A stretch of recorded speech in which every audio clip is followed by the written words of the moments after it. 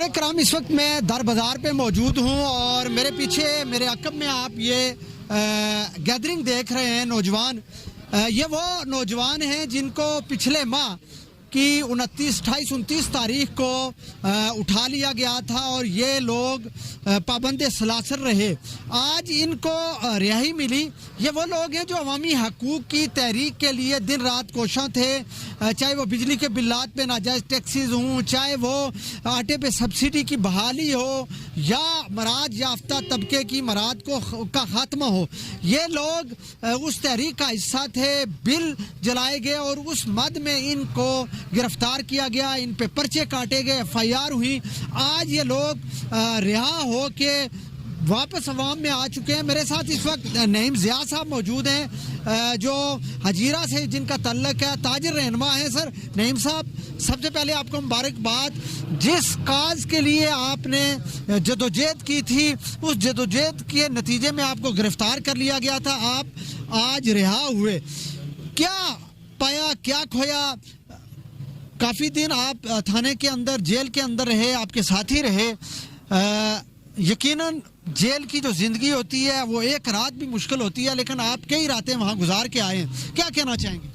मैं सबसे पहले JK न्यूज़ का शुक्रिया अदा करता हूँ कि जहाँ भी रियासत के अंदर कहीं कोई भी मसला होता है तो वो मीडिया उसको हाईलाइट करती है। मैं इस पे आपका शुक्रिया अदा करता हूँ।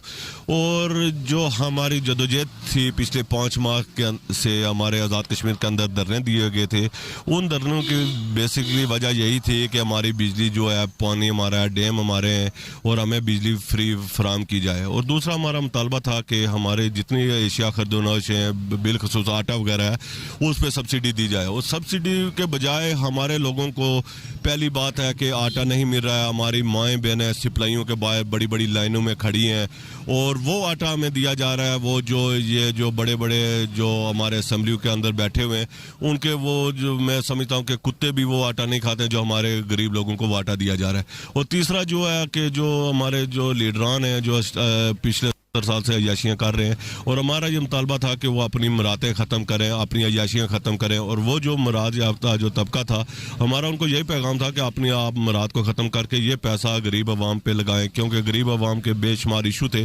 और उसके बाद ये आवाज़ हमने उठाई। इस आवाज़ पे हमने लोगों को ये कहा, पिछले 2 माह हमने बिजली के बिलात जलाए, पूरे रियासत के अंदर बिजली के बिल जले। और उसके बाद हमने लोगों को ये बोला कि अगर कोई भी इंतज़ामिया की तरफ से कोई भी मसला आता है, हम जेल जाने के लिए भी तैयार हैं। हम हर कुर्बानी अपने गरीब लोगों के लिए देने के लिए तैयार थे। उसके बाद हमारी इंतज़ामिया ने हम पे बेबुनियाद और बोगस FIR करके, उसमें मैं समझता हूँ कि आज़ाद कश्मीर के हमारे जो भाई हैं उन पे दफ़ा 124 जिसको बगावत का पर्चा लगता है, वो हम गरीब लोगों पे हम जो हक मांगने वाले लोग थे उन पे वो लगाए गए। और हम उन बोगस FIR का हमारा गवर्नमेंट से ये मुतालबा है कि ये बोगस FIR फ़ौरी ख़त्म की जाए।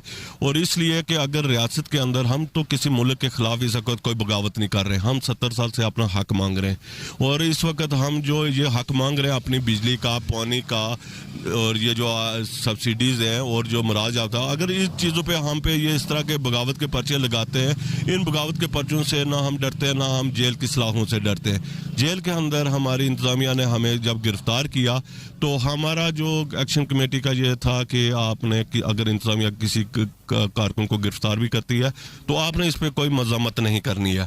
उस पर हमने मज़ामत नहीं की, वरना हमारे कारकुन इतने कमज़ोर नहीं है। आपने देख लिया होगा रियासत के अंदर 5 अक्टूबर को कि पूरी रियासत के अंदर पहिया जाम हुआ, शटर डाउन हुआ, लेकिन एक गमला तक नहीं टूटा। वो उन अशरफ या उन लीडरान के लिए पैगाम था कि हम पुरअमन लोग हैं और पुरअमन तहरीक चला रहेंगे। असद नवाज साहब, जिस तहरीक का आगाज़ आपने 5 माह कबल शुरू किया था, वो तहरीक अब तूल पकड़ती जा रही है। आज बिल आखिर इंतज़ामिया को आपको ज़मानतों पे रिहा करना पड़ा।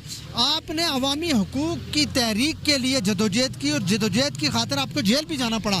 क्या कहेंगे इस तहरीक को आप किस तरफ जाता देख रहे हैं? और बिलखसूस 5 तारीख का जो एहतजाज, जिस एहतजाज के अंदर पूरे आज़ाद कश्मीर में पहिया जाम हुआ, शटर डाउन हुआ, 10 अजला बंद हुए, फिर 10 तारीख को हमारी ख़वातीन बच्चे सड़कों पे आए, अब आगे 17 को नौजवान आने वाले हैं। तो इस तहरीक को आप किस नज़र से देखते हैं? हुकूमत तो इसको तकसीम करने की कोशिश कर रही है। बहुत शुक्रिया लतीफ़ साहब। सबसे पहले तो मैं आपका शुक्रिया अदा करता हूँ जेके व्यूज़ का भी कि इस पूरी तहरीक के अंदर आपने बहुत अहम रोल अदा किया।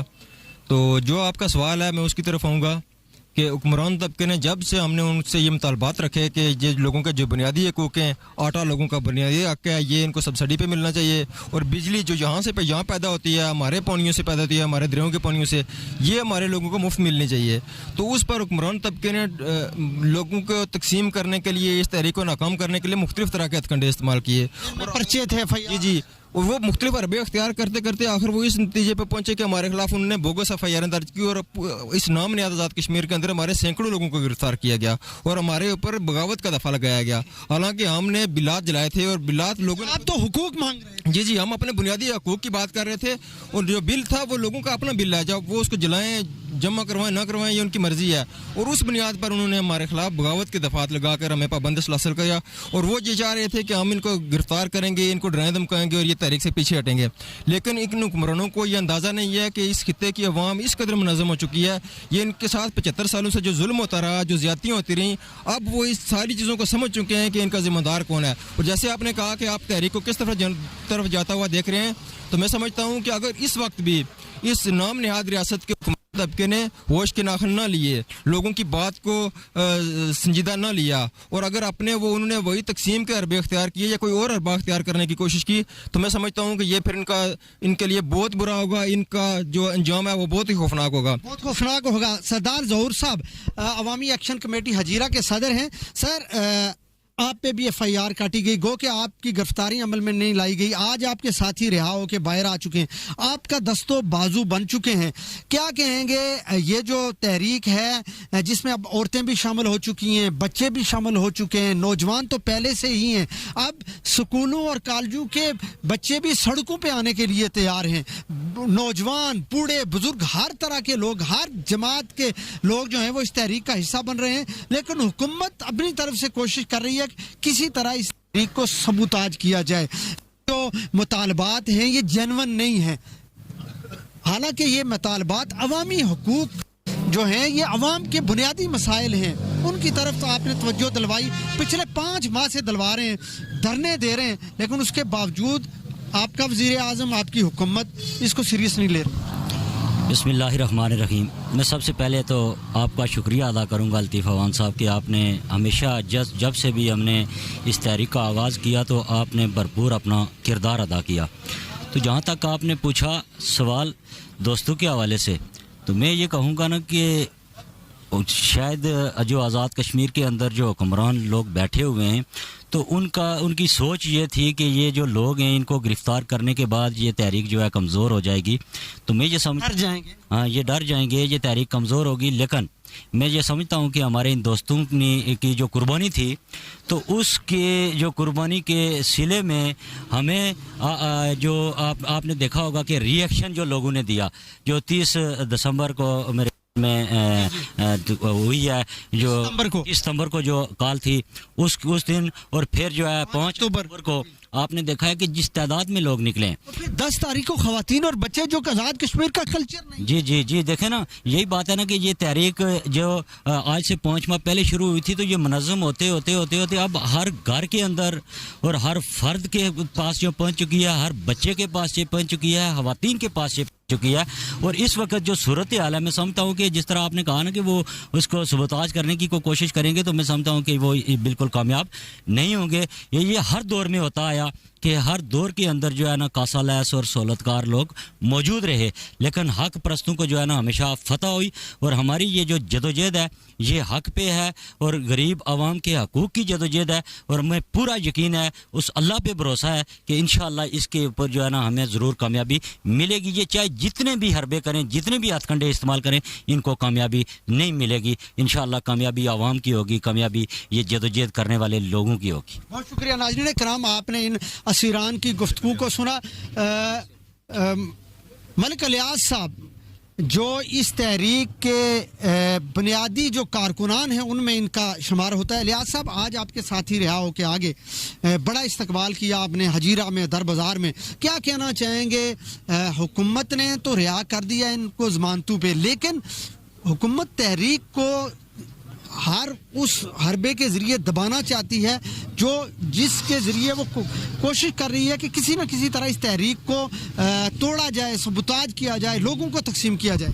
बिस्मिल्लाहिर्रहमानिर्रहीम। सबसे पहले तो मैं आपका शुक्रिया अदा करता हूँ इस बुनियाद पे कि जब भी इस पाकिस्तानी मुकबजा कश्मीर के अंदर कोई भी एक्टिविटीज़ होती है जिसका तल्लक रियासत या रियासत की अवाम के मुफाद में होता है और आपने शानदार रोल अदा करते रहे और हमारी बात को ना सिर्फ अपने हम वतनों तक बल्कि जो दिगर बैरून मुल्क लोग हमारे हैं, दिगर दुनिया के लोग हैं, तो उन तक पहुँचाते रहें। इस पर मैं एक बार फिर आपका शुक्रिया भी अदा करता हूँ और मुबारकबाद भी पेश करता हूँ। तो जहाँ तक रहा इस तहरीक को सबोताज करने का या इसके अंदर तफरीक या नफास पैदा करने का अमल, तो दुनिया की तारीख से इन हुक्मरानों को सबक सीख लेना चाहिए कि अगर फ़र्ज किया इस तरह की साजिशें, इस तरह की ग्रोही मामलात, इस तरह के तफरक़ात और तअस्सुबात दुनिया की तहरीकों में वो भी नफाक पैदा करते रहे, लेकिन वो तहरीकें कामयाब होती रही और दुनिया की तहरीकों से हमारी जो लोग हैं वो तहरीक से सबक हासिल कर रहे हैं। इनके पास वो इनकलाबी इल्म है, वो इंसानी इल्म है जिस बुनियाद पर अब ये मुनज़्ज़म हो चुके हैं और तहरीक ऊपर से निचली सतह तक, ग्रास रूट लेवल तक पहुंच चुकी है।